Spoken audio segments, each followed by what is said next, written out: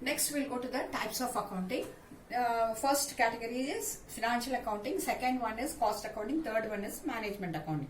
Financial accounting, as we know, it's based on bookkeeping. Already we have discussed. From bookkeeping, next goes the accounting. Accounting, we know it's an art of what? Business transaction or classifying, then summarizing,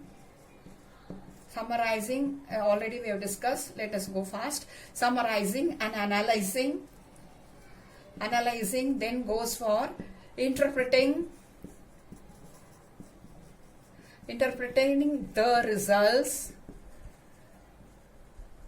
Whom you are interpreting? To the concerned persons.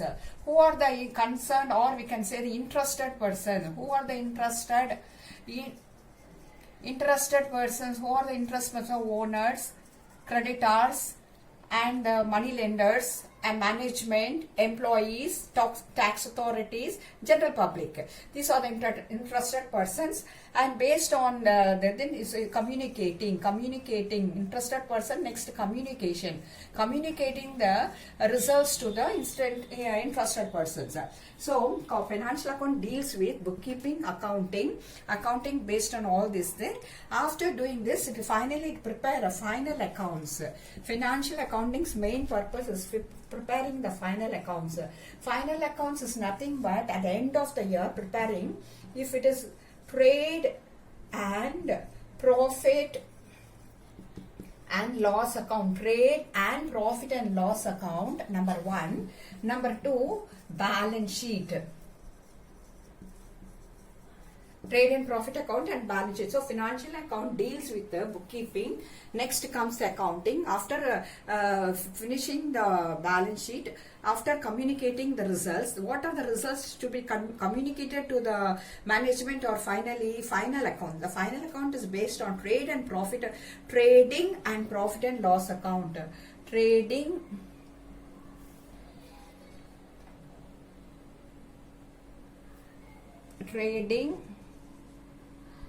Trading and profit and loss account and balance sheet. Next comes this is the features and activities or process of the financial accounting. Cost accounting talks about cost per unit of the manufacturing work, or preparation of the production work, and overall cost of production.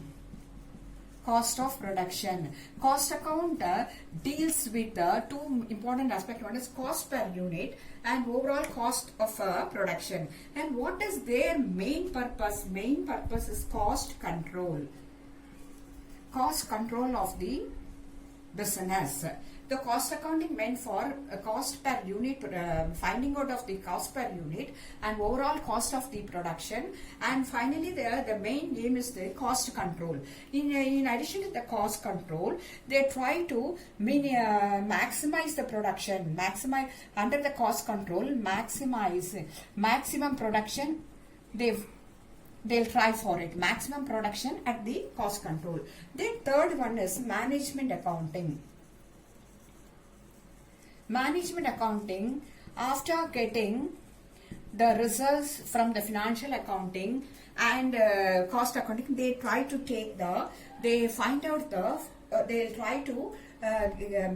frame the business policies,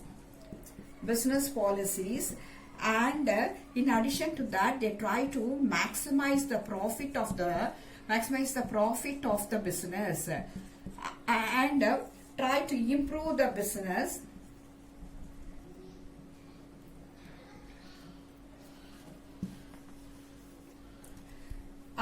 Business policies maximize the profit under cost control measures.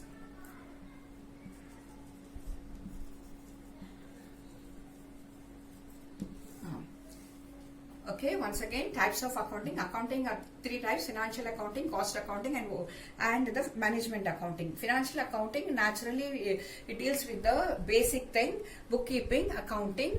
Under accounting, it does so many steps. Finally, giving results to the interested persons and it communicating. Accounting is it's a language of communication to the interested persons, and that finally it prepares the final accounts, that is trading and profit and loss account, balance sheet.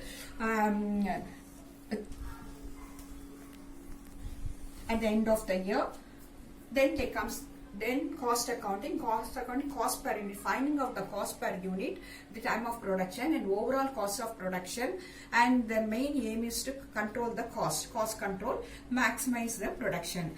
Here the management accounting deals with the business policies to maximize the profit, and the main aim is cost control and preparing the cost control or implementing the cost control measures in the business in order to get a reputation in the market. So the lesson gets over about the financial accounting theoretical part. Good evening. We'll see. Good evening, students. Next we are going to the theory base of accounting. Theory base of accounting means theory in the sense, the basic principles and assumptions which the business has to follow. For example, basic assumptions, assuming something and business is going on. Okay, and principles again, it is basic principles are there and the modern principles, modifying principles are there. Okay, now let us concentrate on the assumptions, because every transaction what we are doing, we are assuming like this. What we are, first assumption is going concern assumption. That will assume the business once started will go for years together. We cannot predict, it may work for 5 years, 10. There are certain things are there, certain business, contract based business are there. Now we are talking about general business. General business, we assume it will run, the business will run for years together. Under that assumption, the business is started and money is invested by the owner into the business, and this is concerned, he will run the business for a number of years. Next comes business entity assumption. Business entity assumption, or we can call it as separate entity assumption. That means a separate legal entity assumption also, or business entity assumption. What do you mean by that? The owner is different from the business. Once owner has invested his money in the business, it's business money, not the owner's money. Owner account is maintained separately, business account is maintained separately. Whenever owner draws some money or goods from the business, that also be entered only in his account, not in the business account. Okay, that's called business entity assumption, or separate legal entity assumption. And third one, as I told you, each transaction should have the monetary value. Then only it will be entered in the bookkeeping as a business transaction. Example, I'll tell you. Once the sales transaction between the salesman and the customer will be entered in the books of the accounts. There's a quarrel between a salesman and the customer will not be entered. Okay, it doesn't have any monetary value. So it will not be entered in the transaction. This transaction will not be entered in the books of the accounts. Next, accounting period concept. We assume that means when transactions are recorded in the books of the accounts, after a period of a month, each account should show what is the balance there, like that. So in the end of the year, we'll get the sum balance. These balance are classified and these accounts are classified and are assumed to be the correctly entered. Every end of every quarterly or half yearly or annually, they will prepare an account. They will prepare a report which is called the balance sheet. End of every year, they'll prepare a statement called balance sheet. This balance sheet will give you the net result to the owners and those who are interested people like this. The balance sheet will be like that. All the credit balances will be carried on the left hand side, and all the debit balances will be carried on in the right hand side. And it is called, we can have this headings like this: capital plus liabilities, that is accounting equation, assets. So one side, this balance sheet have the, I can prepare it in a big way, T-shape. All the accounts have the T-shape. For this format is called T-shape format. All the accounts are prepared in T-shape format. And at the end of the year, that is accounting period, probably the 11 months or 12 months, most of the North Indians prepare, they finalize their accounts at the end of the Diwali, before Diwali, they'll close the accounts, and Diwali day, they'll prepare a new account. So that is called for them it's end of the accounting period.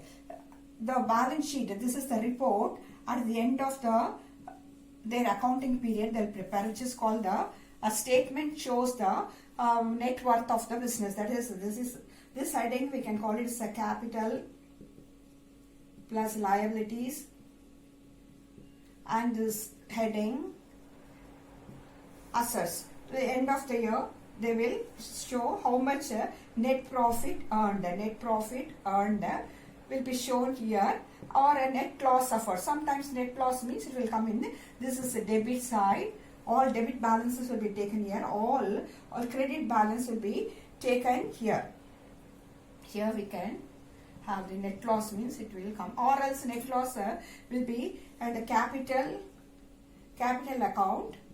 With this total, the net profit is added. Suppose loss is there, it will be subtracted.